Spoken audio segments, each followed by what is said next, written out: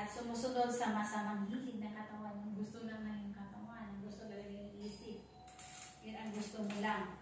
Kaya sa ating likas na kagalagayan, kabilang tayo sa mga taong kinapuputan ng Diyos. Do you think pag may magulang tayo na nagmamahal sa atin, ang ginagawa natin yung mali ito sa mga parents, natutuwa ba tayo? Hindi. Anong ginagawa natin sa mga anak natin pag nagkasala? Siguro dinidisiplina. Pinapalo, marahil ganon. O pinagsasabihan, marahil ganon. Bakit niyo yung ginagawa sa mga anak niyo? Kasi mahal mo sila. So, same po sa atin dati ng mga kamataan, pag nagagalit yung papa namin, tahimik yung papa namin, hindi maganda yung father namin, tahimik siya makasinaw. Pero pag nagkamali kami, ako, naalala ko, I remember, I was kid before, naalala ko, ako nang lagi parang napapalo, pati yung kuya ko, kasi lagi kami nag-aaway ng kuya ko, at sumunod sa kalagitnaan, siguro sa kakulitan, makulit siguro talaga ako sa kalagitnaan ng dalawang lalaki. Kaya napapalo, yung sinundan ng lalaki, ako at saka yung bunso. Ay, hindi mo sa'yo sumunod sa akin, nagitna naman ng dalawang lalaki eh. So, naalala ko parang kaming tatlo lang yung laging nagpapalo. Oh. So, pag nagkakamali ako, feeling ko, may reason ako. May reason ako. Pero hindi talaga, hindi accepted sa father ko. So, yung ginagawa talaga ng father ko, luluhod talaga kami yan. Luluhod, dadapa, gano'n. Tapos, yung mag-pray ka, humingi ng sorry kay Lord, yung gano'n. Akala ko dati, yung parang, grabe naman to yung disiplina ng father ko. Parang may galit ka ba? Yung parang may tampo ka. Na, dapat ganun. Tapos, i-build ka pa niyan. Build talaga. So, pag umiyak ka, ang gagawin ng father ko, ipipress yung gilid mo dito. Simple pag ipipress masakit. So, pag ipipress, titigil na lang ako ng iyak. Kasi talagang ipipress pa ng father ko. Sabi, sige, iyak pa. Wala tayo. So, yung akala ko noon, yung ginagawa ng father ko sa akin, parang napakalupit na. Pero alam mo, nalab ako ng father ko, kasi napakabait naman ng father ko. Pero sabi ko, ganun yung way ng pag nagalit siya. Tapos minsan yung mga pagkakataon na, ko lang naalala nung lumaki na ako, sabi ng mga pinsan ko, makulit ka kasi. Makulit daw ako ng kabataan ko. Yun nasabi nila. Parang hindi naman. Hindi naman.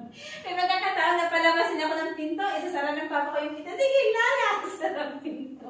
Isasara tapos, nakatuka na katok, hindi ako buksan ng papa ko. Yung naalala ko na gano'n. Akala ko noon parang, para sa akin, parang may tanim ka naman ng sama ng loob. Pero yung nakagandahan na, nakita ko naman na kahit gano'n ang ginagawa ng papa ko, napakabait niya pa rin. Pero nung kalaunan, naalala ko, na lumaki na rin ako, sabi ko, kasi mahal pala ako ni father ko. Sabi ko, gano'n. Akala ko, yung pagmamalupit na, yung parang gano'n. Tsaka, mahilig yung father ko yung pangaralan kami sa harap ng pagkain. Ginagawa ko to kasi ganito. Ayaw ko kayo lumaki na ganito. Ganun yung father ko. So, siguro, sa tingin ko lang, kasi dati, ang ugali ko talaga kahit magsasalita yung mga matatanda, nakikialam ako. Mabilis ako magsalita. Oo. Pero, na-notice ko, nung lumaki na ako, kasi yung mother ko, laging pag ganon, sinasaway ako. Sabi ko, huwag ka makialam. Gano'n. So, natuto ako na, parang ugali ko na rin, parang father ko. Hindi ako nagsasalita lagi. Pero nung kabataan ko, naalala ko na napakakwento ko, napakadamdam ko. Pero dahil doon, parang na-adapt ko na rin na dapat magsalita lang pala ako sa lugar. Hindi yung parang tratatat lang sige parang ako nasa lugar. Parang hindi sa lugar ba? Wala sa lugar. So, hanggang sa nakalakihan ko na yung karakter ko, parang nagsimula na sa father ko na tahimik lang. Salita lang pag kailangan, pag hindi, tahimik ka na lang. So, may na-adapt talaga tayo sa ating magulang, sa mga ating mga generation. Yun ang natin ng mga na-adapt natin sa ating mga magulang. So, same dito na minsan, yung ating Father ni Heaven, nagkakaroon din sa atin ng pagtutuwid.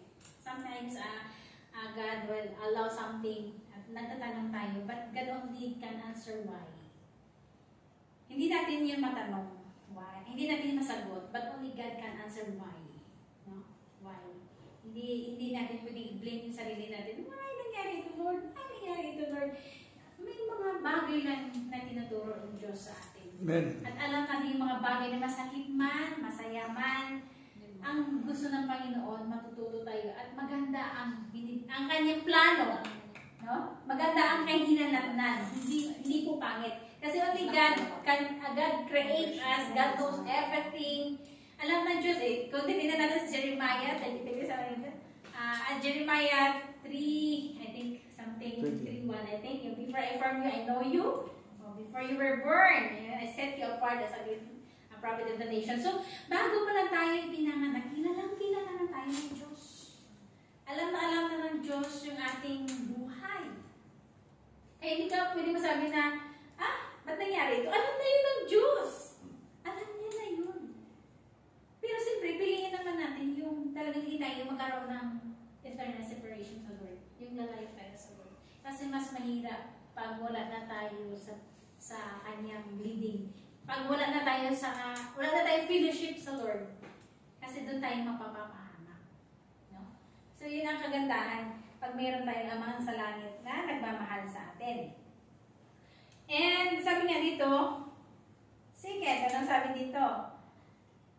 Dito lang sa kabila. Nagkaroon ko ng tinatawag natin na second, sabi, we are guilty. No? Nagkaroon tayo ng guilt dahil doon sa result ng sin upon us personally. Because of our sinful nature, we sin and so we are guilty and deserving punishment. Pag nagkakaroon tayo ng guiltiness, deserve naman talaga natin na pinapunish. It's same sa ating magulang, no? How about our Father in heaven? So, gano'n ang ating nararanasan sa ating magulang kasi pinapunish natin na yung mahal tayo ng ating parents biologically. But how about our Father in heaven? Kaya minsan sabi mo, Lord, why you allow this? Kasi mahal ka ng Diyos. Mahal ba yung Lord? Yung nagkaroon ako ng maraming problema. Doon ka lumapit kay Lord kasi nagkaroon ka ng maraming problema. Pero nung